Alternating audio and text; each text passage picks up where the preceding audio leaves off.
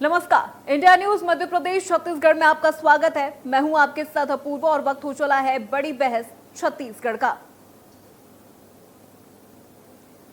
तो आज बड़ी बहस में जिस मुद्दे पर हम बात करने वाले हैं वो है छत्तीसगढ़ के 2 जिलों की दी जाने वाली 100% आरक्षण की।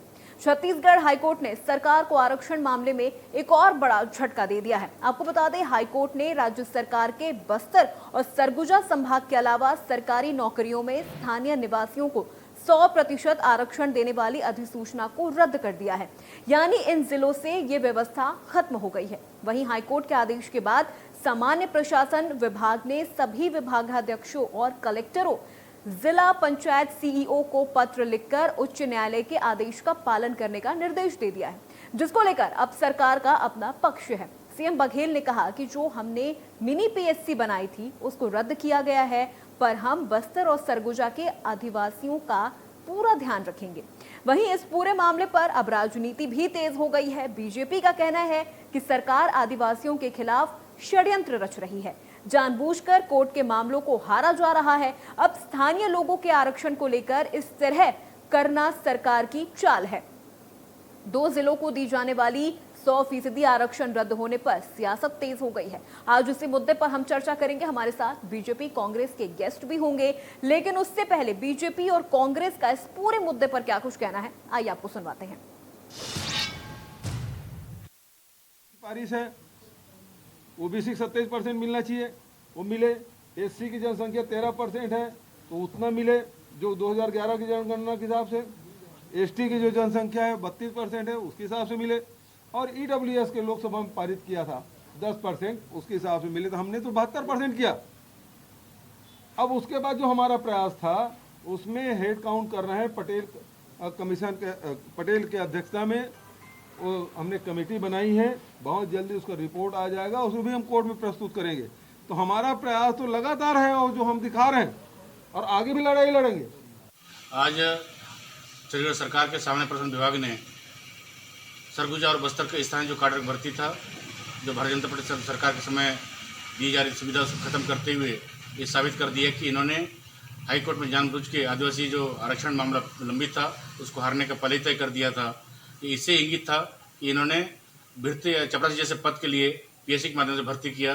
ये साबित कर दिया कि सरकार ने आदिवासियों के खिलाफ एक षड्यंत्र रचा था और जानबूझ के हाईकोर्ट में अपना केस को हरवाया और आदिवासियों के खिलाफ जाने का काम किया है।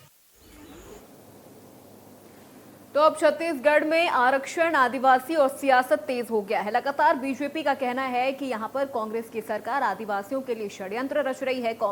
हाईकोर्ट की ओर से जो ये फैसला सुनाया गया है, इसको लेकर भी सरकार की ओर से कुछ नहीं किया जा रहा। आदिवासियों को परेशान किया जा रहा है और उनके खिलाफ षड्यंत्र रचा जा रहा है।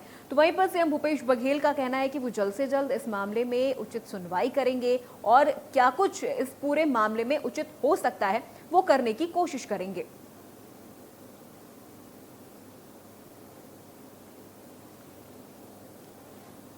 हाईकोर्ट के इस फैसले के बाद एक और झटका आदिवासियों को लगा है। छत्तीसगढ़ के जिस तरह से आरक्षण को यहां पर खत्म कर दिया गया है, उसके बाद लगातार बीजेपी हमलावर बनी हुई है कांग्रेस सरकार पर और लगातार कहा जा रहा है कि यहां पर आदिवासियों के लिए षड्यंत्र रचा जा रहा है, उनके हक को खत्म किया जा रहा है। और अब इस पूरे मामले में सियासत भी तेज होती नजर आ रही है। बीजेपी और कांग्रेस अब आमने सामने हो गई है।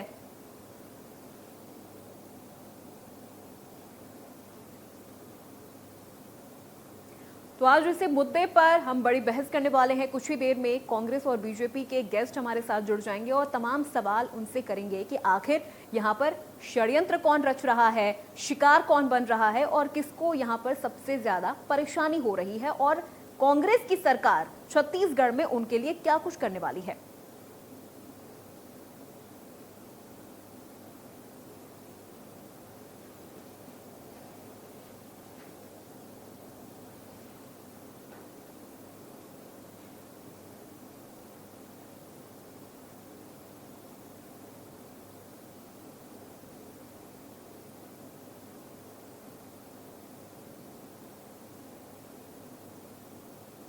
तो इस वक्त छत्तीसगढ़ में आरक्षण, आदिवासी और सिर्फ सियासत हो रही है।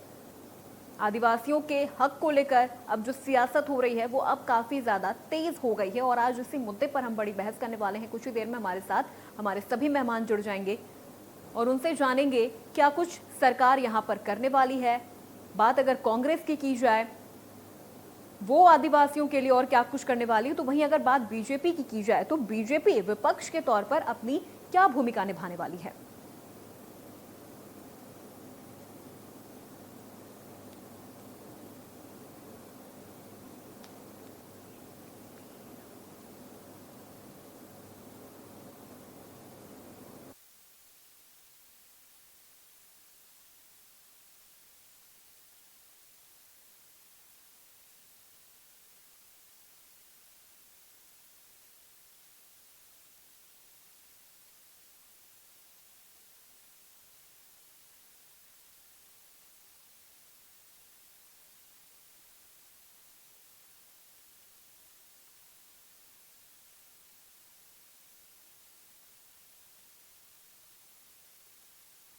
इसमें हम जिस मुद्दे पर बड़ी बहस करने वाले हैं वो है छत्तीसगढ़ के आदिवासियों के हक की बात करने वाले हैं, क्योंकि आपको बता दें कि जिस तरह से 2 जिलों की दी जाने वाली 100% आरक्षण छत्तीसगढ़ हाईकोर्ट ने सरकार को आरक्षण मामले में एक और झटका दे दिया है। अब यहां पर हाईकोर्ट ने राज्य सरकार के बस्तर और सरगुजा संभाग के अलावा सरकारी नौकरियों में स्थानीय निवासियों को 100% आरक्षण देने वाली अधिसूचना को रद्द कर दिया है। तो एक बड़ा झटका यहां पर छत्तीसगढ़ के आदिवासियों को मिला है, यानी इन जिलों से ये व्यवस्था अब खत्म कर दी गई है। हाईकोर्ट के आदेश के बाद सामान्य प्रशासन विभाग ने सभी विभागाध्यक्षों, कलेक्टर, जिला पंचायत और सीईओ को पत्र लिखकर उच्च न्यायालय के आदेश का पालन करने का निर्देश भी दे दिया है, जिसको लेकर अब सरकार अपना पक्ष रख रही है। सीएम बघेल ने कहा कि जो हमने मिनी पीएससी बनाए थे उसको रद्द कर दिया गया है, पर हम बस्तर और सरगुजा के आदिवासियों का ध्यान रखेंगे। अब वो ध्यान किस तरह से रखेंगे वो इसी बड़ी बहस में सवालों के जवाब पर हम जानेंगे। वहीं इस पूरे मामले पर अब राजनीति भी हो रही है। बीजेपी का कहना है कि सरकार आदिवासियों के खिलाफ षड्यंत्र रच रही है, जानबूझकर कोर्ट के मामलों को हारा जा रहा है। अब स्थानीय लोगों के आरक्षण को लेकर इस तरह करना सरकार की चाल है। 2 जिलों को दी जाने वाली 100% आरक्षण रद्द होने पर सियासत तेज हो गई है। आज उसी मुद्दे पर हम चर्चा करेंगे। हमारे साथ बीजेपी कांग्रेस के गेस्ट भी जुड़ेंगे और उनसे इन तमाम सवालों के जवाब लेंगे कि आखिर षड्यंत्र कांग्रेस रच रही है तो क्यों रच रही है और सीएम भूपेश बघेल इन आदिवासियों के लिए अब आगे क्या कुछ करने वाले हैं।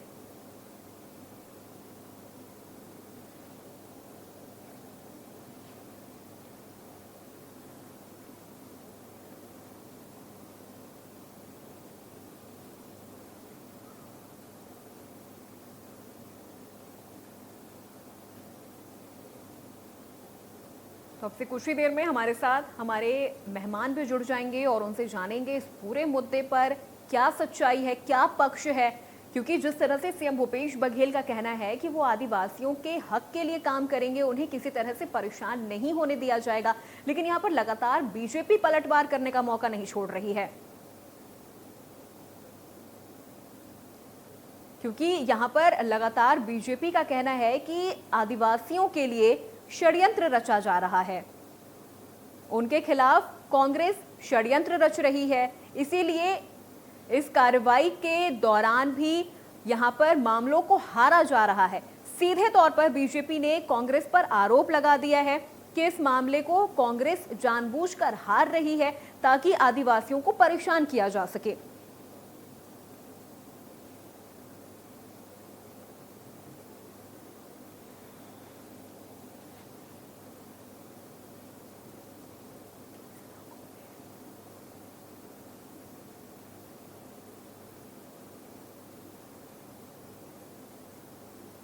तो चलिए बड़ी बहस की शुरुआत करते हैं। सबसे पहले अपने मेहमानों से आपका परिचय करा दें। केदार कश्यप पूर्व मंत्री हमारे साथ जुड़ रहे हैं, शशि भगत उपाध्यक्ष हैं आदिवासी कांग्रेस के और अनिल द्विवेदी हैं वरिष्ठ पत्रकार हमारे साथ इस पूरी बड़ी बहस में जुड़े रहेंगे।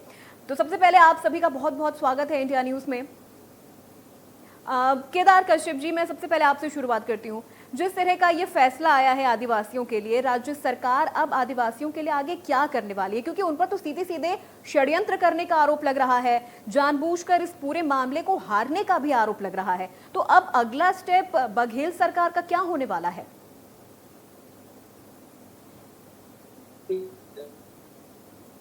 कांग्रेस सरकार जानबूझ हेलो, हाँ जी सर, बोलिए। जो अपना पक्ष रखना चाहिए, इन्होंने अपना पक्ष नहीं रखा जी। और उसके कारण से जो हमें 32% आरक्षण मिलता था, आज हाईकोर्ट के फैसले के आधार पर जो याचिका लगी थी उस पर 20% रह गया है। कांग्रेस सरकार ने कहीं न कहीं से हमारे आदिवासी समाज के साथ में एक बहुत बड़ा धोखा किया है और अभी 29 तारीख को फिर से एक और फैसला आया है जिसके तहत में इस सरकार के माध्यम से जो हमारे जिले स्तर के जो कैडर थे, उस कैडर में जो हमारे स्थानीय नवयुवकों की जो भर्ती होती थी उस पर भी क्या कहते हैं इस बैन लग गया और ओपन कर दिया गया है। तो कहीं ना कहीं से जो स्थानीय स्तर पर जो हमारे लोगों का हक मारा जाएगा और जो स्थिति है उसके कारण से जो पूरे प्रदेश में, पूरे हमारे सरगुजा और बस्तर में एक आक्रोश उबल करके आ रहा है। लोगों में जन आक्रोश है। सरकार ने कहीं न कहीं से उनकी भावनाओं के साथ में खिलवाड़ किया है और जब ये लोग नान घोटाले के मामले को लेकर के जब कहते हैं बड़े बड़े वकील लगा सकते हैं, कपिल सिब्बल है, मनु सिंह भी है, करोड़ों रुपए के कहते हैं राशि उनको दे सकते हैं, तो आदिवासियों के मामले पर ये लोग क्यों बैठे हैं और एक शब्द नहीं बोल रहे हैं। कहीं ना कहीं से सरकार ये पूरी तरीके से आदिवासियों के हक को मारने में लगी हुई है, कुचलने में लगी हुई है और उसके कारण से जनता आक्रोशित है, हमारा समाज आक्रोशित है। ये कोई हमारा राजनीतिक मामला नहीं है, ये हमारा सामाजिक मामला है। सामाजिक मामले में कम से कम इस सरकार को सोचना चाहिए और इसके लिए आने वाले समय में कहते हैं हमारे समाज के माध्यम से अलग अलग स्थानों पर धरना प्रदर्शन किया जाएगा, चक्का जाम किया जाएगा और इस सरकार को जगाया जाएगा।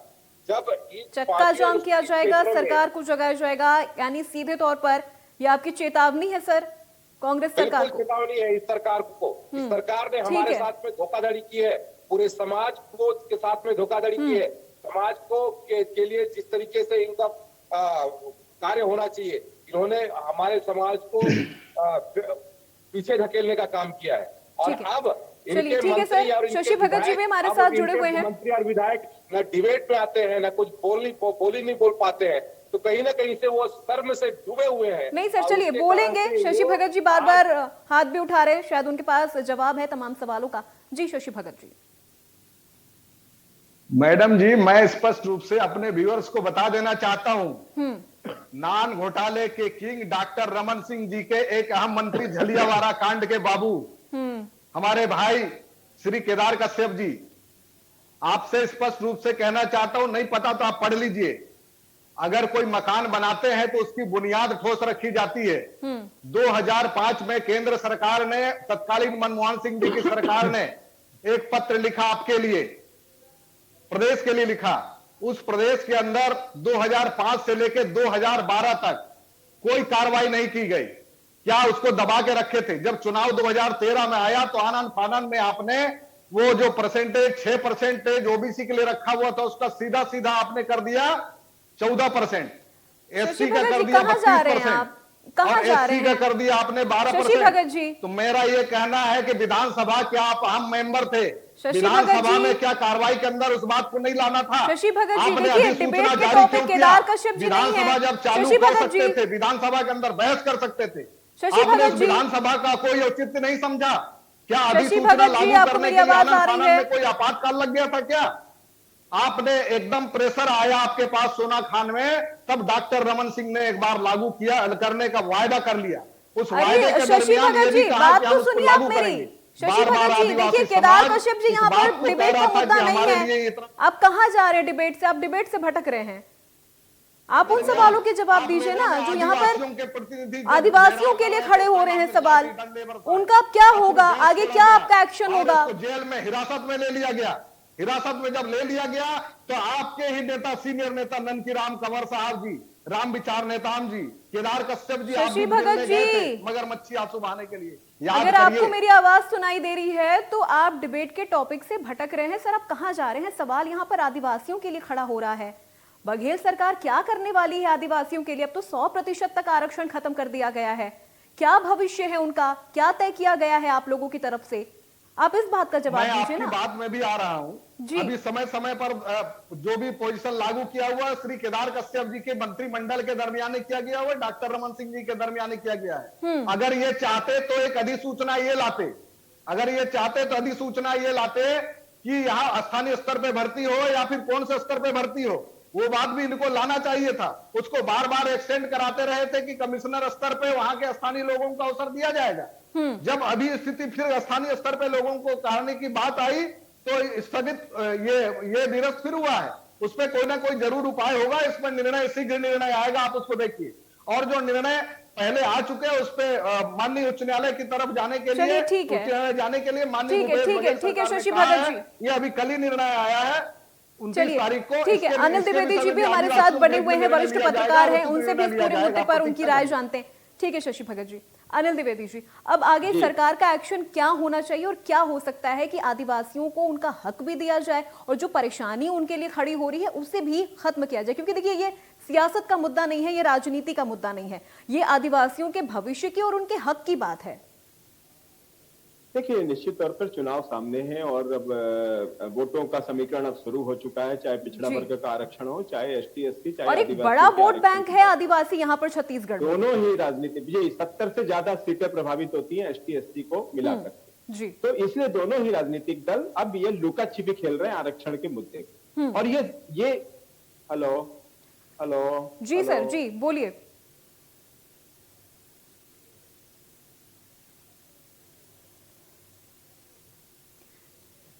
चलिए, अनिल द्विवेदी जी, टेक्निकल प्रॉब्लम की वजह से उनकी आवाज हम तक नहीं पहुंच पा रही है। शशि भगत जी, आपके ही पास में आती हूं। चलिए, अब आपको समय दिया, आप अपनी बात कंप्लीट करें, लेकिन संक्षेप में, टॉपिक से आप मत भटकिएगा, टॉपिक पे रहिएगा। नहीं मैडम जी, टॉपिक से भटकने का विषय नहीं है, बुनियाद पे जाएंगे नहीं। ये विषय सियासत का भी नहीं है। हमारे साथियों को कैसे पता चलेगा कि उनके द्वारा शशि जी, विषय सियासत का भी नहीं है, विषय सियासत का भी नहीं है जी, लेकिन सियासत हो रही है। नहीं, सियासत होने का प्रश्न, देखिए ऐसा है, जहां जहां कोई, जैसा आपने कहा, आपके चैनल के माध्यम से ही हमको पता चला कि आने वाले चुनाव के दरमियान ये महत्वपूर्ण होगा, तो यहाँ आपने सियासत को जोड़ा, उसी को हम फॉलो कर रहे हैं। और सियासत की बात रहा सवाल आदिवासियों का, तो 71% सीटों में प्रभावित करने वाले लोग हैं, तो इस पर विचार करना भी बहुत आवश्यक है मैडम जी। ये निश्चित रूप से पहले वाले मामले में जिसपे 6% की जगह 14% आरक्षण दिया गया, तो डॉक्टर रमन सिंह साहब को ठोस आधार ये रखना था इंदिरा साहनी के जजमेंट के हिसाब से कि आपने 8% एक्स्ट्रा किया तो क्यों किया। दूसरा यह है कि पहले वाला जो आरक्षण का मसला था, पहले से ही चल रहा था, उसको अनावश्यक रूप से उलझा दिया गया। आप 32% आरक्षण तो पहले से था और 12% पहले से था, 58% करने के बाद आपने कोई ठोस रीजन दिया नहीं। तो डॉक्टर रमन सिंह साहब की पूरी गलती है। जस्ट लाइक ए लॉकडाउन इसने काम किया है, नोटबंदी की तरह काम किया है। तो मैं तो ये कहना चाहता हूं, गलती को सुधारते हुए हाईकोर्ट से जो डिसीजन आया उसको चैलेंज करने के लिए डॉक्टर रमन सिंह साहब ने,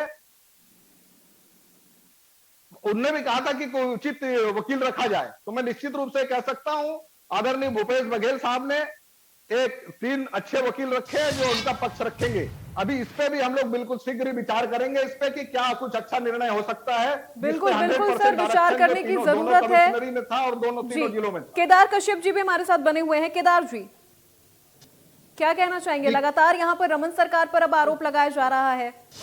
मुझे ऐसा लग रहा है कि हम लोग यहाँ पर ओबीसी आरक्षण के विषय में हम लोग चर्चा कर रहे हैं। कांग्रेस के जो नेता है वो कहीं ना कहीं से समाज को फिर से गुमराह करने की कोशिश कर रहे हैं। यहाँ 32% आरक्षण घट करके 20% हो रहा है और ये लोग अपनी घड़ियाली आंसू को बहा रहे हैं। ये कहीं ना कहीं से उनकी जो मानसिकता है मानसिकता है। और भारतीय जनता पार्टी ने एसटी, एससी और ओबीसी को लड़ाने के लिए षड्यंत्र पूर्वक तरीके से ये लोग कहते हैं डॉक्टर कि रमन सिंह जी ने इस बात को लागू किया है। ताली अगर आप उस समय लिए तो जनता की गाली सुनने के लिए भी तैयार रहिए। ताली और गाली एक ही को लगती है जनाब। लेकिन शशि भगत जी, इस वक्त आदिवासियों की जो समस्याएं हैं वो सुनने के लिए कौन है? आदिवासियों की समस्या नहीं, सभी की समस्या नहीं, लेकिन देखिए यहाँ पर तो आरक्षण सीधे सीधे उनका खत्म हो गया 100%। कानूनी कदम क्या उठाया जाएगा अब आपकी तरफ से? नेक्स्ट स्टेप आपका क्या होगा? लीगल क्या स्टेप आप उठाने वाले हैं? बिल्कुल कोर्ट पे जाएंगे और ऐसा कोई ना कोई अधिसूचना भी लाया जाएगा कि जिसमें कि आदिवासियों को राहत मिल सके। चलिए, हम उम्मीद यही करेंगे कि जल्द से जल्द आप कदम उठाएं और आदिवासियों को उनका हक दिलाया जाए। आप तीनों का बहुत बहुत शुक्रिया इस डिबेट में शामिल होने के लिए। तो खैर, यहाँ पर हम उम्मीद करेंगे कि जल्द से जल्द आदिवासियों की जो समस्याएं हैं वो खत्म हो जाए, क्योंकि ये उनका सामाजिक मुद्दा है। ये ना तो बीजेपी के लिए ना तो कांग्रेस के लिए राजनीति का विषय बनना चाहिए। तो फिलहाल मेरे साथ बड़ी बहस में बस इतना ही। देखते रहिए इंडिया न्यूज।